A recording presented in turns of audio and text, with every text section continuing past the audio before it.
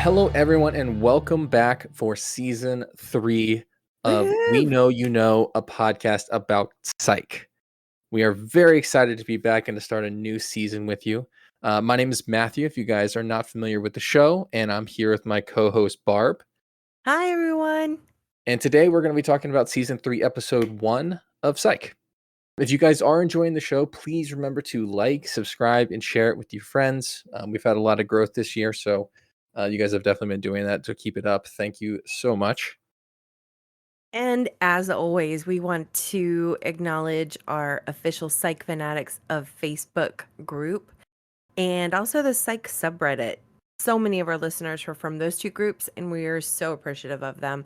They're fun groups, too, by the way. If not even to do with our show, they're just fun groups. If you guys did check out our last episodes, we released the Psych 3 This Is Gus movie review, where we talked about that, and it's its own separate episode of the podcast. And we also released our season 2 wrap up, where we talked about some of the stats from the show and our thoughts and feelings about how season 2 was compared to 1, and also what we are looking forward to for season 3. We mentioned in that episode, if you caught it, there's an awesome lineup of episodes this series and or this season, and where I'm ready to get started on it. That was fun, though, watching the movie again and also doing the season 2 wrap up. It's only been out for maybe 2 days now by the time we're recording this. So we are really looking forward to some feedback from you guys about season 2 and if you agree with our wrap up analysis of that season. So definitely send that in to us if you have any comments or anything. Yeah, I completely forgot about I've been so busy, I forgot about the time delay here. Yeah, it really has only been 2 days. Yeah, we record on Yeah. Thursdays, so yeah. And also, can we just take a minute to say Happy New Year to everyone? It's Oh, yeah, that happened 2022. too. Yeah, Happy New Year. We hope you all had a great holiday season and are looking forward to 2022 being a great year. Yep. I All right, am, Matt. I'm very excited for it. I'm glad that we're done with that crap year. Got a lot going on this year, so Yes. I'm really, I'm excited. Although, Yeah. a lot of stuff did happen last year, so A lot of including good the stuff start happened of the too. podcast. Exactly. Mhm. I mean, listen, if all of this madness made us begin something fun, then hey. Honestly, we might not have done it if we didn't have all this stuff going on. It's It true. might have been something where we were too busy otherwise, or it's everything happens Yeah. for a reason. I try to think of that. So Exactly. So keep that great attitude going into this year and just yeah, happy new year to all of you. Today, what is our episode, Matt? today's episode is called Ghosts, and it came out on July 18th, 2008. It has writer as Steve Franks, and we also have a director as Steve Sturjunk. Steven Surgic, he is not a new director here, but we've only seen him direct one episode so far. He did a total of 7 episodes of Psych, and his first one was an episode near and dear to my heart, Zero to Murder in 60 Seconds. That was from season 2.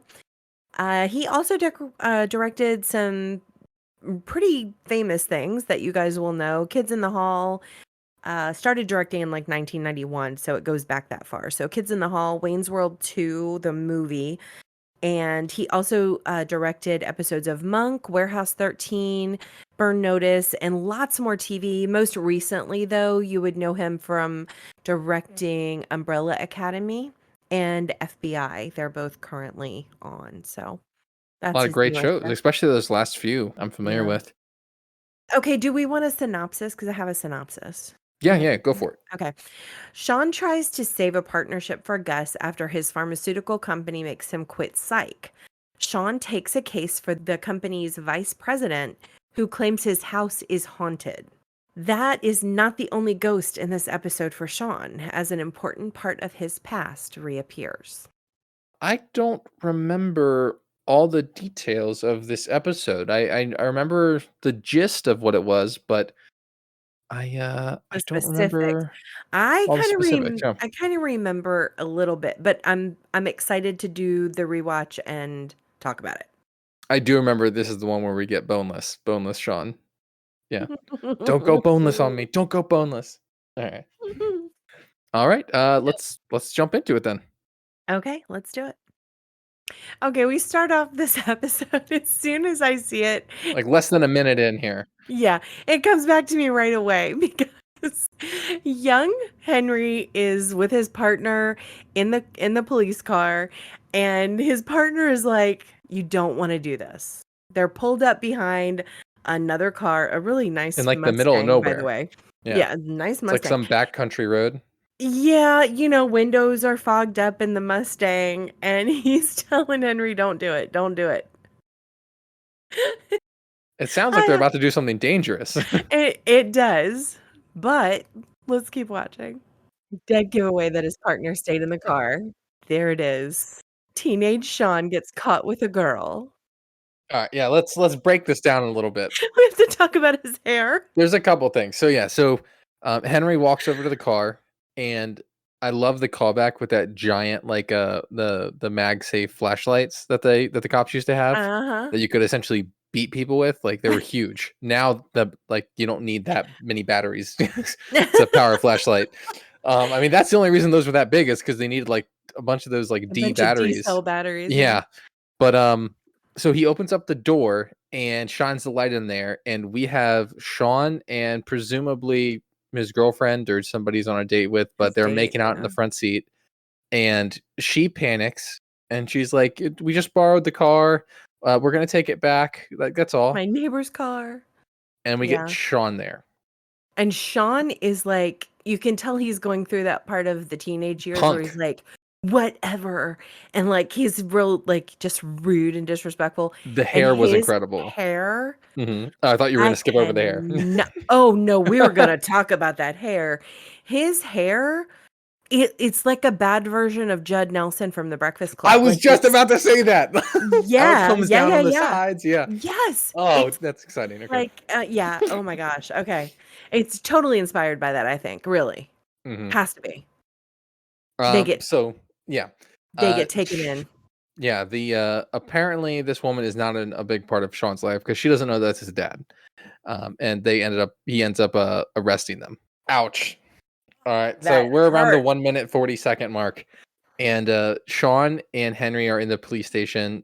Sean's in cuffs, and he's essentially walking him in to be like booked. They have this little tit for tat moment that cuts kind of deep. Like Henry's Mm. like, "What would your mom say?" Sean, "I don't know. Can you find her new phone number?" Because presumably this is probably after the divorce, which would kind of explain him acting Or out at a little least bit. after she left, yeah. Right, right.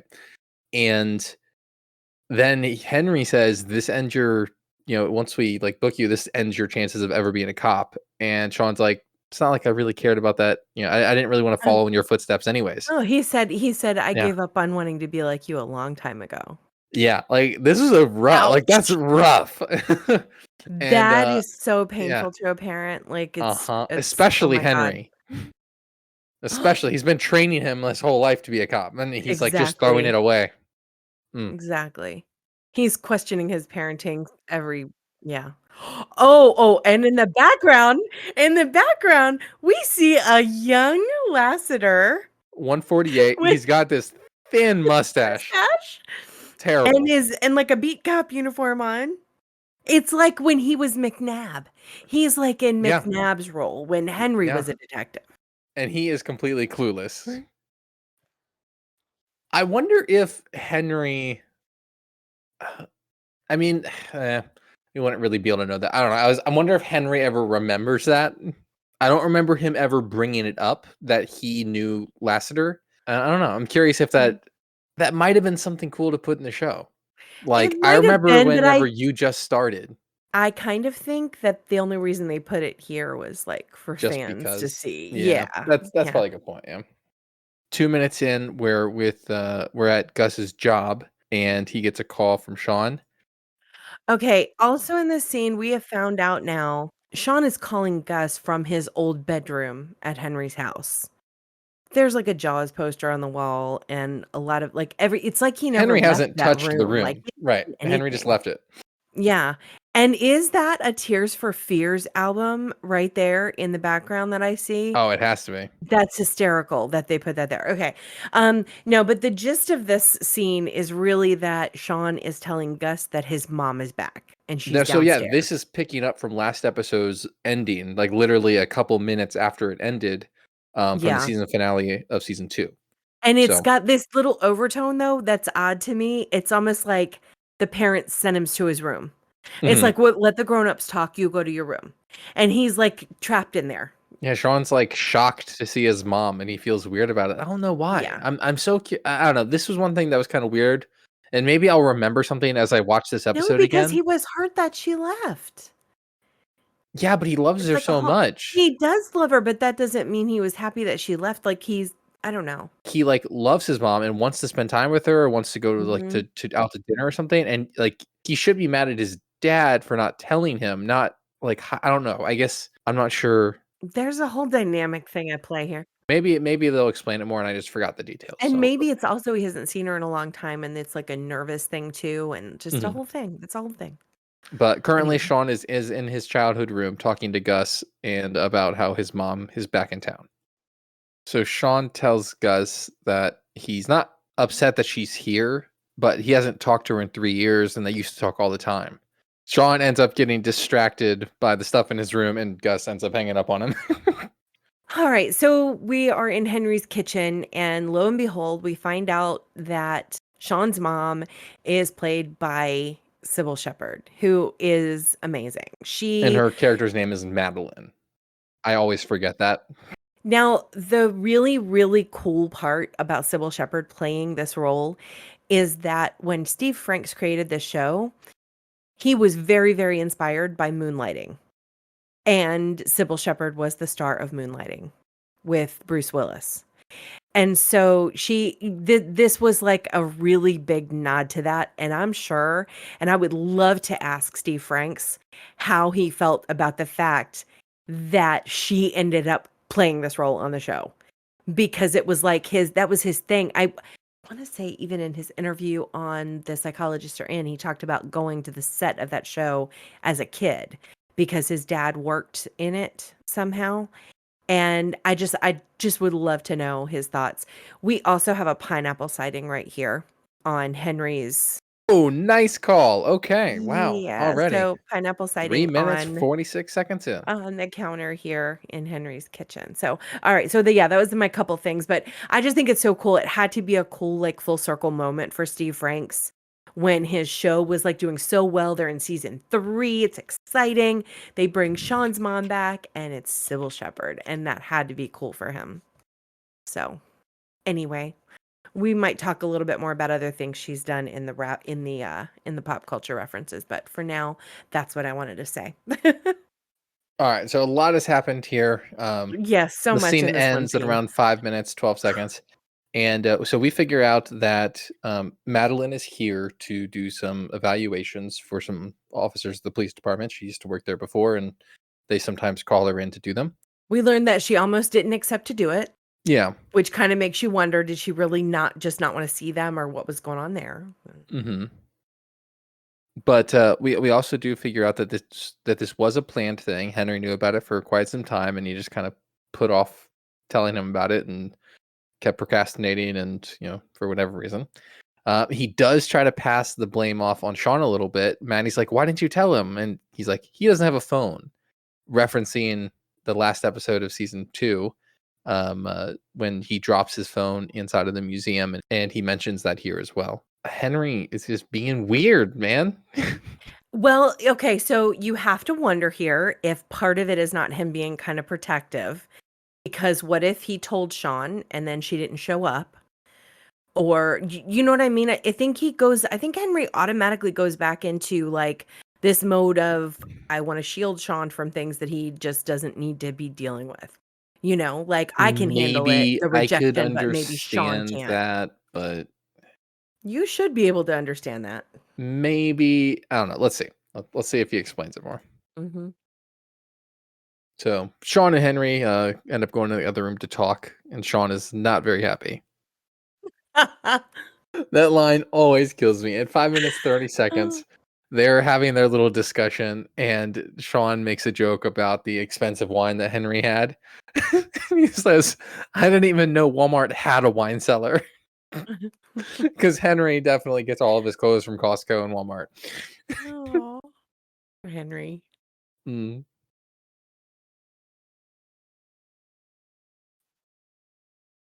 And Sean immediately feels like Henry is sabotaging him.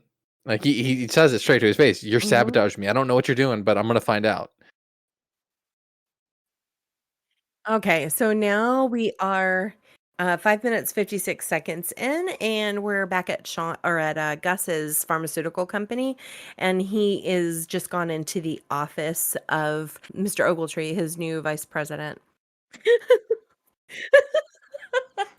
So after a very awkward introduction with his boss, we find out that his boss, Frank Jim, I think Franklin or Frank Jim, Ogletree invited him in because he saw the paper and they're finishing the Shaun of the Dead case, the mummy one, and he noticed when the photo was taken, and he brings up that in their contract, their employees aren't allowed to have second jobs. And he also points out that you essentially signed out of work every single day, and then, like, on the Friday, he did all of his week's work in one single day. I like how I like how Gus says Psych is really more of a community service thing. like, I'm not doing it for the money, man. Uh-huh. That's funny. He hands him his pre-filled out termination notice, and he has to decide if he wants to quit Psych or continue to work here.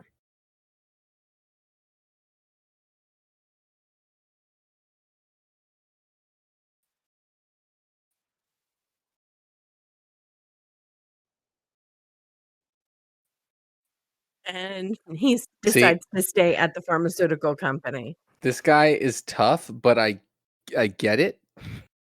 Especially if somebody is, like, signing out of work early all the time, so I get it.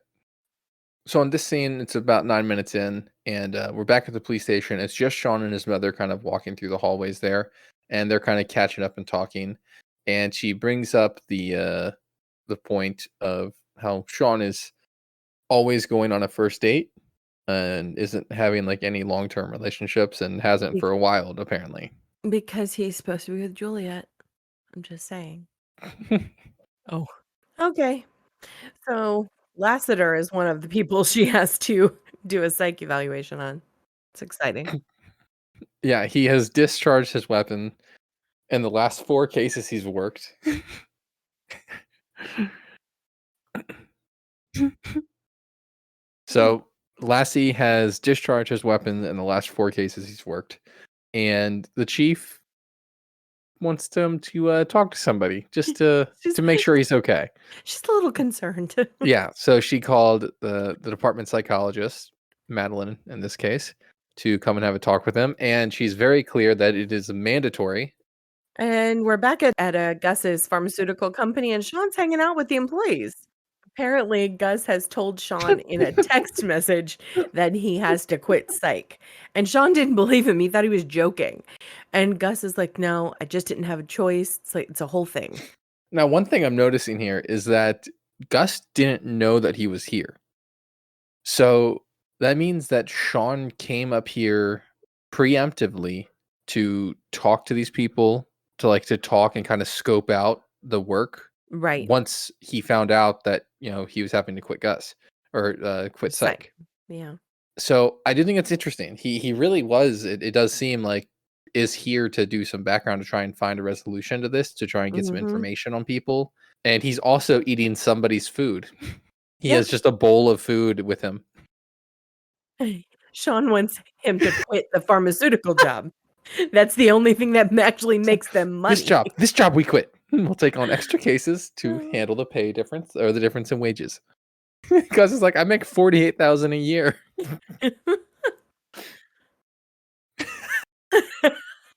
He's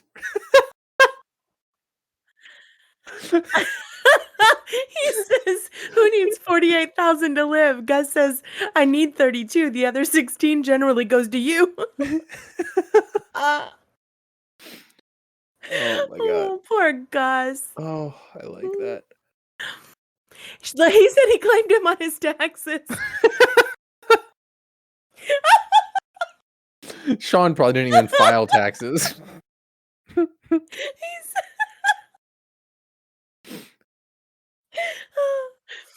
That's hysterical. So the food that Sean was eating is the top boss's assistant, Bianca, and she hand rolls these pappardelle every weekend, and it's a very big deal that Sean is eating them. They just found them in the fridge, which is awful. He thought it was for everybody. And Gus put it into the copy machine and died. Oh my god. So Mr. Haversham is the VP of the company. Gus tells him to leave, and Sean is not leaving until this gets fixed. And this Uh-huh. is the famous scene. This is it. Gus grabs him and like takes him, is like trying to force him down the hall. And Sean goes boneless on him. And then Gus pretends to get his back hurt. Don't you And dare then go Sean boneless checks on me. on him. And And then he Sean goes is laying boneless on the again. floor. And he's just dragging him across the ground. And Oh, it this starts guy out with him in from Ogletree's McDonald. office, and his tie's all pulled over, and he's all disheveled, which is funny to start, but in reality, before he walked in, he would have cleaned up. And let's just note that Paul Haversham is played by Christopher McDonald. So, and Yeah, there's he's a been lot of in guest like stars in this one. everything. Yeah. Yeah. So this is an interesting turn in the episode. It was Gus's boss who had the problem with him before, but now the vice president has called him into his office not to yell at him about, doing like a side job, but to hire them. Mr. Haversham's wife is very supernatural oriented. She believes in all the superstition stuff. And she's saying that their house was previously haunted and it's now coming back. So he wants to just hire them. And I guess, presumably, since they were on the front cover of the newspaper, they've got some cred now. Or they probably had some before, but at least that's what's come up to him. Mm-hmm. And when Mr. Haversham says, "I want to hire you guys," the door opens up and we have Sean for a split second pushing a glass against the door with his ear, trying to listen through the door. And it's very clear what he was doing. And he kind of Mm-hmm. drops the glass even sideways while he's like saying, "I had a feeling I was needed." And then he takes a drink from the glass, Of nothing. trying to be casual that is clearly empty. To finish up this scene, Gus gave Sean some background on his boss, and they're splitting up now. In the next scene, we are with Lassiter and Madeline, and they're doing their session. And Lassiter is not very trusting. So around 15 minutes and 20 seconds, Sean is pulling up to Haversham's house, and he's calling Sean because Sean is nowhere to be seen. And when he's looking up at the house, he sees a creepy looking shadow go across the upstairs window. He walks up to go inside, and the doors just kind of open up. So they're really setting up a creepy scene here. It is a And he little is creepy scared, dude. for He's sure. like shaking and very hesitant. Sean or Gus is never good in these situations ever. So Gus is just like walking around his house. Everything's creaking. It's hysterical. Poor Gus looks like he's gonna cry. His voice has gone up like 3 octaves. We find out like Gus peeks through some of the rooms and he gets startled by Sean, who is already in the house and wearing a robe and presumably nothing underneath it, at least not a shirt. And Gus is upset at him for not letting him know he was here. But Sean says that the housekeeper let him in as she was leaving to just wait. So Sean got here really early. And the reason why he's wearing the robe is because he went into the dude's sauna. It's like He just makes himself at home. He was in the sauna wearing his clothes and they got all wet and he threw them in the dryer and now is walking around in this dude's robe. And he just walked in. Mr. Havisham just walked in downstairs. In this situation, I'm very much like Gus. I would be super stressed out right now. Like, oh my God, why are you wearing his clothes? Okay. Then he put his clothes back on over top of the robe. Although, So what's the bottom half of his clothing like? I don't know, but I don't know. I'm so confused. How did they film this? He like really loved that robe apparently. Oh, that's funny. But Mr. Havisham sees it and thinks he's wearing an ascot.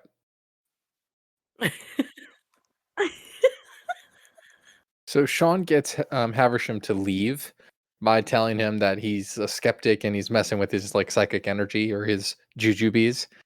And whenever he steps out, Sean goes into sleuth mode and starts like looking through photo albums and checking everything out in the room. When Sean and Gus go back downstairs to meet up with Havisham, his dog starts freaking out, and Havisham says that he never barks like this. It's looking a lot like a ghost at this point. So we're back at the police station at 20 minutes, 30 seconds, and it starts with Juliet coming towards the office and Lassiter stepping out of his session with Madeline. And the first thing he says, so Jules asks, how's it going? And he says, I'm winning. How do you win a psychiatry session? Lassie knows. He says he answered every question as Tom Gunny Highway. Or 21 minutes in, we're back at Haversham's house with the guys. And they're wanting to go down to the basement, but Havisham says that it's sealed due to mold. Havisham does not seem to be buying the psychic thing. Especially, it doesn't help that Sean asked for hot chocolate. As they're talking, Sean looks out the window and sees something that freaks him out, and he spills his hot chocolate because he's not even paying attention. Like a ghostly figure walking outside. Havisham comes over and he sees it too. It's just like pacing outside Yeah. back and forth. And then the dog like loses it. Yeah, they got a real ghost theme going on here. At about 23 minutes, so whenever they see the ghost, Haversham's like, what are we going to do? What's the plan? And Sean is like shelling up. He's turtling up. He's like, let's lock all the doors, close all the windows. Let's just stay inside. Let's just relax in here and let it go away. And Gus steps up surprisingly, and he's like, no, we're going out. We're going to go get this thing. Gus like really, he's wanting to push the envelope and show his boss like that he's good at it. Good at it, and that like it's important to him. Like the perception is really important to him. Or does he just really want to keep doing psych? Oh well, I mean, but I think that's why the perception's important. And they have this little whisper talk back and forth right in front of Havisham. They end up splitting up outside. It's a super creepy night. And Havisham comes out with him. But then we hear Sean yell, I got her. And then the guys run up to meet him. And Sean is on the ground holding a wedding dress. And everybody's confused. 24 minutes, we're back with Maddie and Lassie. More psych eval. Well, this time Madeline is asking him about his gun, hitting something he's interested in. And he starts talking. I just noticed what this scene was about. So at 25 minutes, 15 seconds, we are back with Sean and Gus after that brief clip with Lassie. And we're back with Sean and Gus at Haversham's house. And Sean is wanting to try and get back into the basement. And he's now looking outside through a window into the basement. I wonder if they highlight this. So I never understood what this scene was before. And now that I've seen it, I understand what this is. There's a bunch of boxes down here, and they all, they look relatively fresh, and they all say NFR all over them, which stands for not for resale. Yeah, it looks like there's a bunch of empty ones that have been broken down and that are sitting up, and it's like a setup, but it definitely doesn't look like a room that was sealed a long time ago due to mold. Right. Which is the important part. All right, so around 25 minutes, 30 seconds, we get our second Gus nickname, The first one, Gus kind of gave to himself, Fearless Guster. That's what he said he goes by. And this one, Sean gives him. It's called Lemongrass. I think it was Gobalobe. Lemongrass gobalobe. Yeah, It's that's an funny. interesting one. Not one of my favorites, but still good.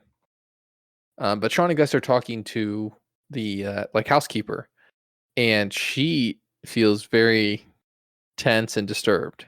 She says that Saturday, Hatterich's wife left on a trip, and then Sunday when she came back in, she heard female voices upstairs. They really got this Mhm. ghost theme going. Yeah, they do. All the Sean's trying to get out of staying because he wants to He's see his mom, trying so hard. and all the lights in the house are flashing, and like whenever he pauses, they start flashing some more as he's trying to tell them that there's nothing else he can do tonight. And they're looking at him like, "Seriously? Can you do something?" We're around the 27-minute mark, and Sean is showing up to dinner with Henry and Madeline. He thought it was just going to be Madeline, but his dad kind of tagged along. Sean is clearly disappointed because he wanted to have some time with his mom. Hmm. So Sean goes and sits down with Henry in this restaurant while his mom goes to a restroom. And I feel like what we're really starting to learn here is that there's so much that Sean doesn't know about Henry. And it's not necessarily because Henry's never showed it to him, it's that Sean doesn't want to see it. Like, I really believe that Sean had such blinders and like a block up for his dad of like he just had so much that he resented about him that he doesn't want to see any other sides of him. Hmm. It's like easier for him to only look at the part that annoys him. Yeah, I can see that. Henry's very clear. He's like, what you think that this isn't who I am? Like he accuses his dad of being a phony. And Because like he's all dressed Henry's up and being kind yeah, of fancy, and he has wine, and yeah. but Henry's like it essentially is just like you don't want to see this about me. So don't, I've always been this. You don't want to see this though. Hmm. I think like if Sean takes a deep enough look at Henry, then maybe he realizes that everything that happened with his mom wasn't all Henry's fault. He Yeah. just wants to see the part that would have pushed her away. I don't know. I think it's just easier for him to assign blame, and Henry's just accepted it for so many years. So Hmm. anyway, it's my psychoanalyst. And Henry's clearly just like, you know what? You think I messed your whole life up. Get over it. Like he's just reached it like the I'm done. Taking responsibility for everything that you've done wrong. It's yeah.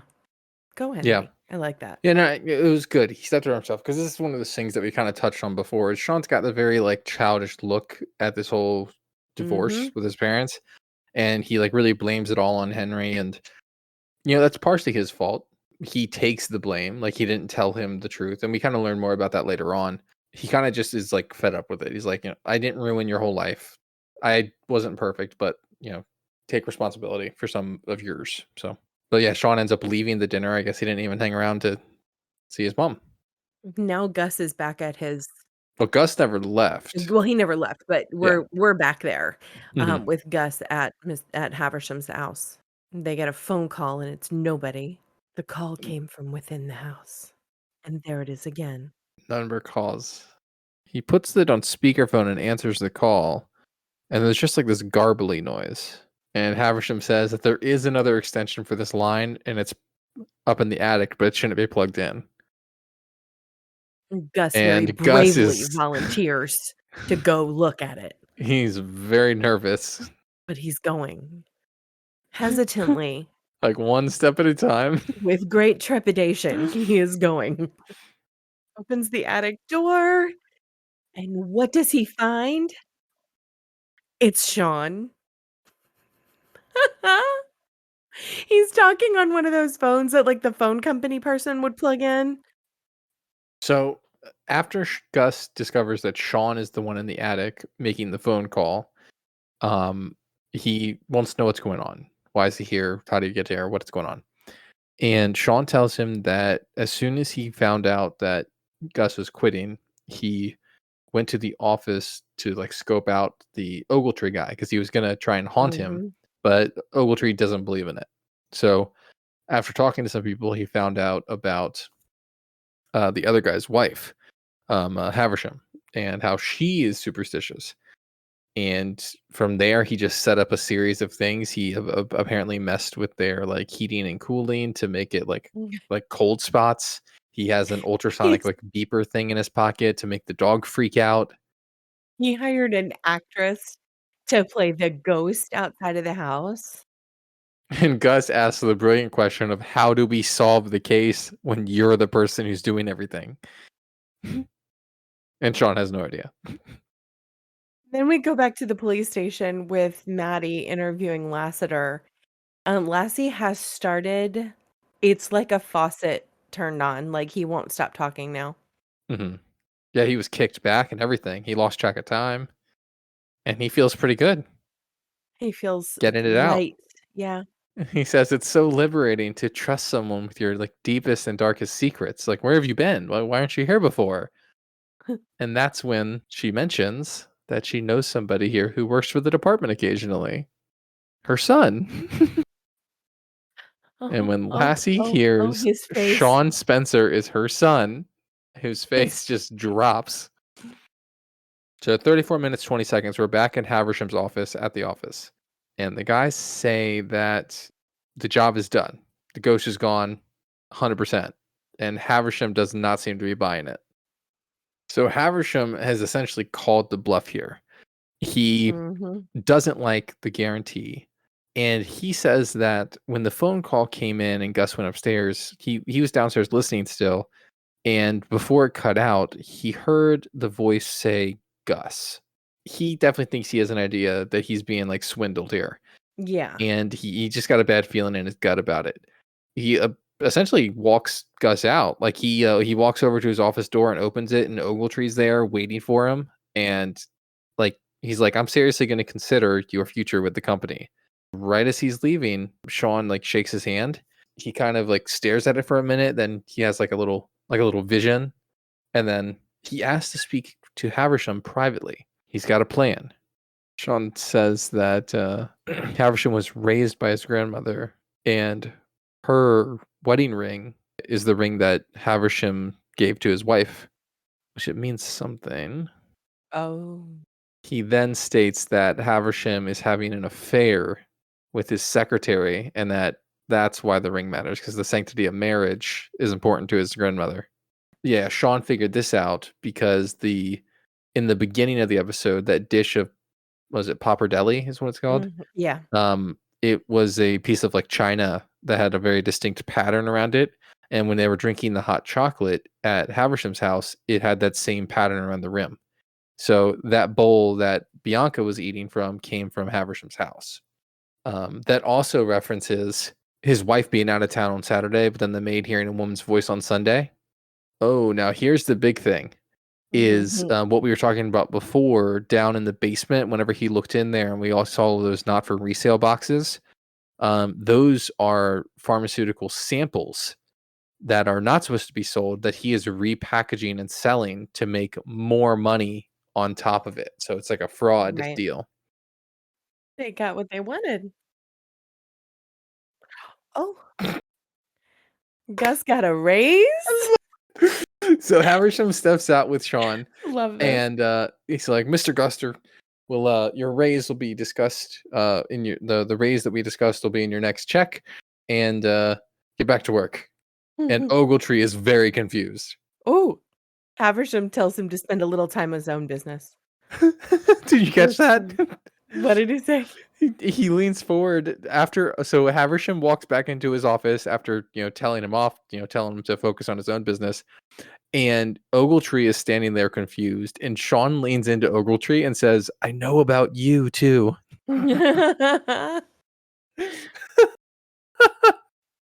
So about 38 minutes, Sean is back at the police station to pick up his mom and to go on like a little mom date. And his dad already made plans. And this is when things get a little more serious. Like his mom actually wants to figure out what's going on between him and his dad. Why is there this tension? And she ends up taking him into the psych room that they had set up to have a little session. So his mom is like, "What's going on with you and your dad? What happened between you guys? Why are you guys? Why is there this tension there?" And Sean kind of lets it out, like something he's probably been feeling for a very long time. And he's like, "Let's just call it what it is." when you guys got a divorce and he left you and he got the house and you were alone and I was with him Yeah. still and you were just gone. And he feels like Henry like kicked her out. Like he's like Henry was the one who wanted to get the divorce and just like end everything. Yeah, I mean, he's a sen it's like he And has this really crazy perception, yeah. and he's about to get a hard truth that I think he knew. Mhm. Yeah, she says that she comes forward and says that she left him.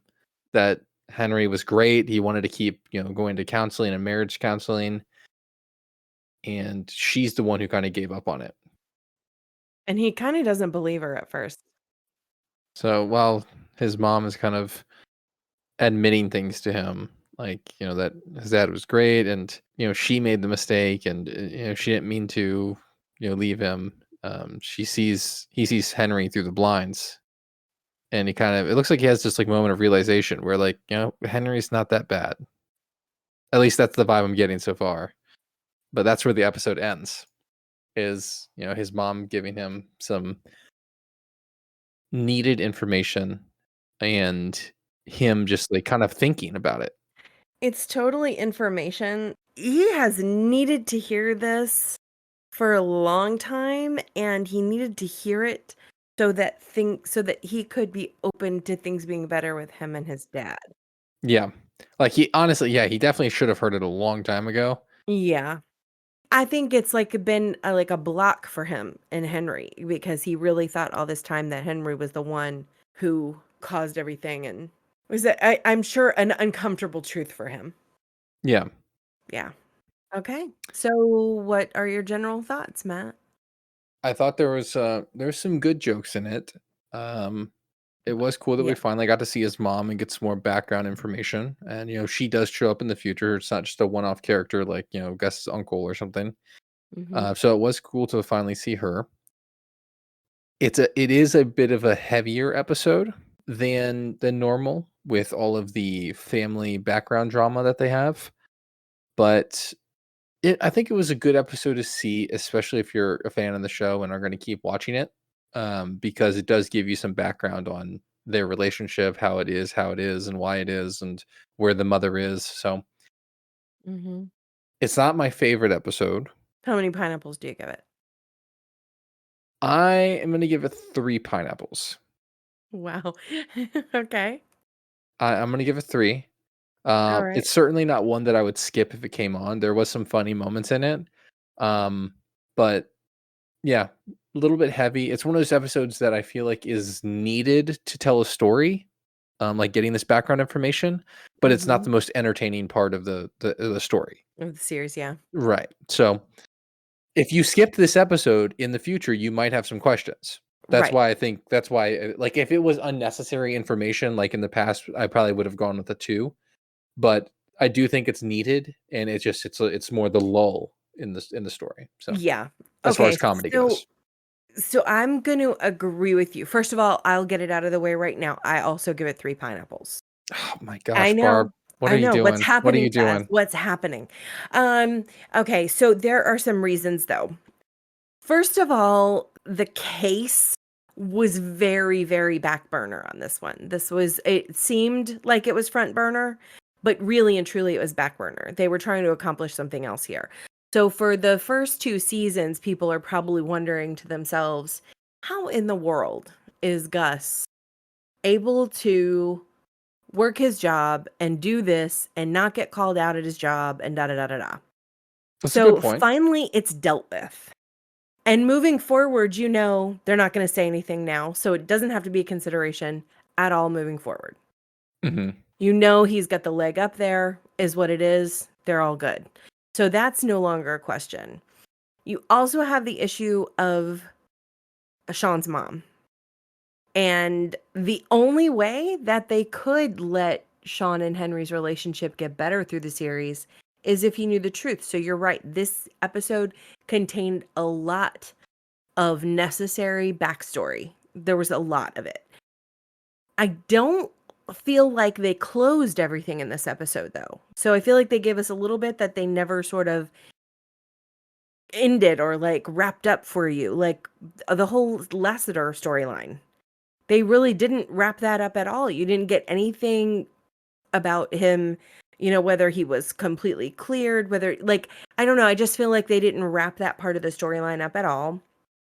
And I would like to have seen, and I'm sure it's coming in future episodes, I get it, but I would have liked to have seen a little more of the reaction. I don't like that they ended the episode right where they did. I wish that she had said something to Sean a little bit earlier in the episode so that they could have shown a little bit more about it.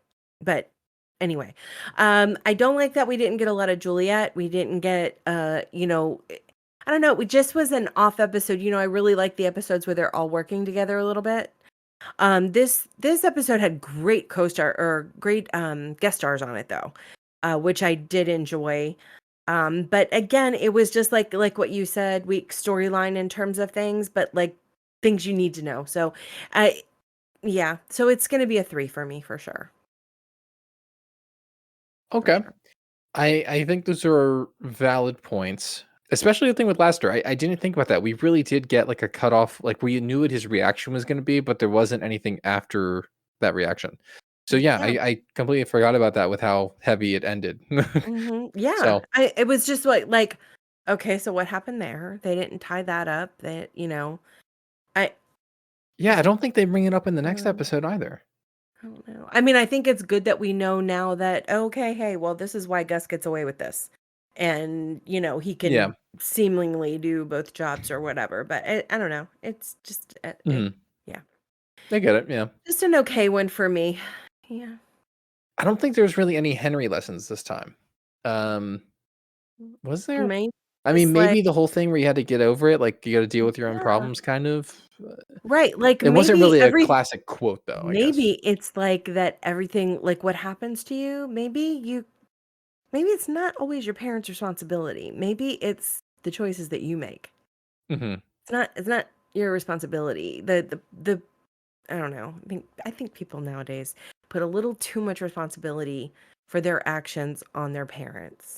Or Didn't other used to people. be like that. Yeah, it didn't used to be like that, but Hmm. whatever. Anyway, okay, that's a whole nother podcast though, so we're not gonna we're not gonna go there. Yeah. We All will right. not So, go there. what about a come on, son? Something that happened. So, for new people, we have our notable quotes, our notable points, and a come on, son is something we all didn't love that happened in the episode. I didn't like the way that Sean was treating Henry in this episode. So it wasn't one particular thing for me. It was just like everything. It was like, come on, how much does Henry have to do to prove to you that he's there for you? Like what do you want from him? Does he have to write something out in blood? I don't understand. Like what Hmm. is it that he's going to have to do? So that frustrates me, his behavior toward his dad, and that's not the first time that's frustrated me. Yeah, I get that. Yeah, I mean that's the big like the whole thing with the whole fighting with his dad is kind of like the big obvious one there. And then, but not much else happened that's that was like bad in this one or It's not negative. an eventful episode, Yeah, yeah, there really. really wasn't too much to it. Um, I don't even yeah. have a wait for it moment. I I mean, the I only wait for it really I could think of was that it was Lassiter until he finds out that's Sean's mom. That's the only wait for it I could think of. do you have an "ah, yeah" moment? Maybe when she finally tells him, "Hey, it wasn't him, it was me." No, I think my all yeah moment might be when I mean I think I had a literal like all yeah moment whenever he gives Gus a raise at the end. And then Sean like leans over and is like, I know about you too. That whole scene as soon as like he tells him what he knows and then they step out of his office and they're they're they're out there with Gus and Ogletree. I think I actually went, oh yeah, or like yes, like and like clapped for it for a minute. So I think that's probably it. Whenever Yeah. the reaction we get from everybody else whenever he gives Gus a raise, I was Oh, excited about yeah. that. I was Okay. excited about that. Wow, my reaction literally just now was, "Oh, yeah." Mhm. Okay. Yeah, I agree with you there. That was a good one. Yeah. That was a good one. I don't know. I guess I just feel like this was such. It was a slower paced episode. It it went by quickly, and it doesn't feel like a Now lot happened. But I now think a there lot of were it, though, is that we went back and forth to the same locations over and over again. it was also like there were a couple of really great things that I would like to like give like a little mention to. The "Don't Go Boneless on Me, Sean," Mhm. that is Oh, that was fantastic. awesome. Mhm. I It's loved it. fantastic, and how they filmed it, like, from above and had him just pulling him by one arm, like, it's just sorta classic with them, that's the Mhm. one thing that really came and Dragging him the across the nicknames ground. were okay, but this nickname in this one was not as memorable for me as something like Lavender Gooms or Ovaltine Jenkins. Like, there are a few that totally stand out, and this one wasn't really one of them for me, but I like that they threw one in there. We had a pineapple sighting very early on in the episode as well. But yeah, Very so, I early. mean, I do love the whole "Don't go boneless on me, Sean," but yeah, that was maybe my favorite funny part of the episode. Silly nicknames. We had Fearless Guster and Lemongrass Gobalobe. Yeah, again, they're not as great Yeah, to me as yeah, Ovaltine Jenkins. They just don't have that it factor for me, those the nickname this time. I don't yeah, know. I gotcha, I gotcha. I don't know. And it's your time, Barb. What do we got for pop culture Okay. references? Not a whole lot in this one. There's only 8. I only have 8.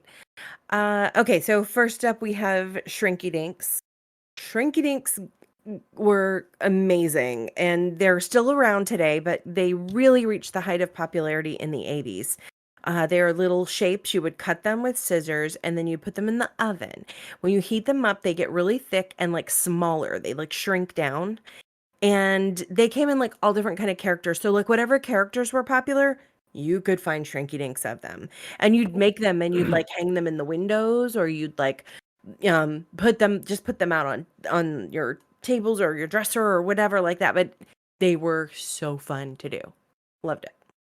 Yeah, that was my first question is what is that even for? It doesn't sound like it does anything. Well, like, you could put them, like, in the windows or I don't know, they were fun. They were fun to make. Okay, so then there was the Furby. This is like a robotic little toy, like a little furry robotic toy. Looks kinda like a mouse and an owl mixed together or something. And they were very popular in 1998, and they would communicate with each other. So if you had more than one Furby, the one Furby would talk to the other Furby, was like all the rage. Big it was one of those things like Tickle Me Elmo that it was like the biggest toy of the year for Christmas that year. Um, Very big deal at that time. I'd never had one. I never had one. And I said 8, there are really only 7. Okay. Dynamite Magazine, that was a kids magazine, like kids, adolescents, preteens kind of magazine that was around from 1974 to 1992. They would frequently do interviews with like the current popular actors or actresses for kids or teens. Square Pegs, which was featured on that particular episode of Dynamite Magazine, was a teen sitcom starring Sarah Jessica Parker, Jamie Gertz, and was a it felt like it ran longer than it did. It only ran in 1982, 1983, but like it felt more popular than that. I remember people talking about this show in school. And so it just felt like a popular thing. Sybil Shepard, let's talk about her for a minute. She got her start as a model in like 1969, I believe. And she started acting in 1971. She was in movies like The Heartbreak Kid, Taxi Driver, and she did TV episodes too for some really famous shows, Fantasy Island, The Yellow Rose, and then she did a movie called Chances Are that had a huge cast in it, which oddly enough also starred our other co-star from this episode, Christopher McDonald, and Robert Downey Jr. was also in it. And then she was in the show Moonlighting from 1985 to 1989. She had her own sitcom later on, and she has done it only shows 5 episodes of Psych. It feels like she was in more than that, but only 5. Christopher Mcdonald is our next one. He is the guy in this show that played Haversham, and he started acting in 1978. Has a huge resume, like over 200 um, uh, credits. He was in Grease 2 very early on in his career, like within like the first 5 years or so. I loved that movie. I know that you didn't like Grease, so I very highly doubt you would have liked Grease 2. So, but Grease 2 also had Michelle Pfeiffer in it. So it was kind of, I don't know. Oh, I just loved it. I just loved it. Anyway, he played one of the T-Birds in Grease 2. He Mhm. also did a bunch of guest spots on popular 80s shows like Hunter and Knight Rider, Matlock. He was in the movie Grumpy Old Men, Fatal Instinct, Happy Gilmore, you should know him from, with Adam Sandler. Do you know him from that, Matt? Have you seen? Yeah. Yeah. Okay. Terminal Velocity, Veronica's Closet, Harry's Law with Kathy Bates was a good show. Boardwalk Empire, The Good Wife, Ballers, American Crime Story, and he has like 6 things in post production right now. Like, dude is busy still. He is really busy still. Um, and then we're going to talk about the last pop culture reference here. At one point in the episode, they were talking about the call that was coming from inside the house. That actually references an urban legend that started in the 60s about a babysitter that receives calls from inside the house telling her to check the children. Very freaky. But anyway, a lot of movies and TV shows have referenced that, and Psych is one of them. And that's all I got. Do you have any other thoughts you want to share about this episode, Matt? I mean, as far as that, our last question is, does it hold up over time? And I think it holds up over time just well. I don't think there's anything that really dates it. Maybe the landline in the house? I don't know. Yeah, maybe that, yeah. But, But yeah. otherwise, I don't think so. Okay, on our next episode, we are gonna be discussing season 3, episode 2, Murder, Anyone, Anyone, Bueller. I can't wait. I'm excited for that one. Don't forget to check out our Facebook group and our subreddit. The links are below. We could use your support there. If you have any questions, comments about the episode, if you want to rate each episode with us with our pineapple ratings, go there and we post about it every time. Send us a message, send us an email. You can reach us at our Gmail address. That is thepsychpodcast@gmail.com. Thank you guys for tuning in and checking out and listening all the way through to the end. We really appreciate it and hope you guys enjoyed the episode. Yeah, and have a great week. We'll see you next week. Bye.